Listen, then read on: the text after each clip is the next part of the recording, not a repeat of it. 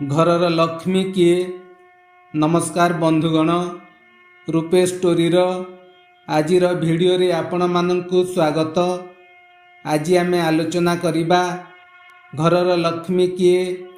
सेही स्त्री घरर लक्ष्मी होइथांती जेउ माने कि स्वामी मानकर क्षमता अनुसार खुशी रे बंची थांती, स्वामी को दुख समय साहस देउथांती, निजे चाहुथिबा जिनिस बदल रे स्वामी को पाखरे बेसी टंका नथिबा जोगु अन्य जिनिस आनिले जे खुशी रे ताहाकु ग्रहण करिथाए से माने हेउछंती घरर प्रकृत लक्ष्मी।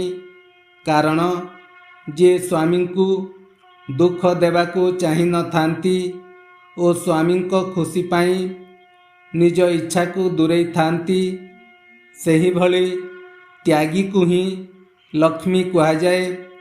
एमितिका स्त्री भाग्य रे थिले मिले जहा द्वारा घरर सुख सौभाग्य वृद्धि पाई थाए, परिवार स्वर्ग रे परिणत होइथाए।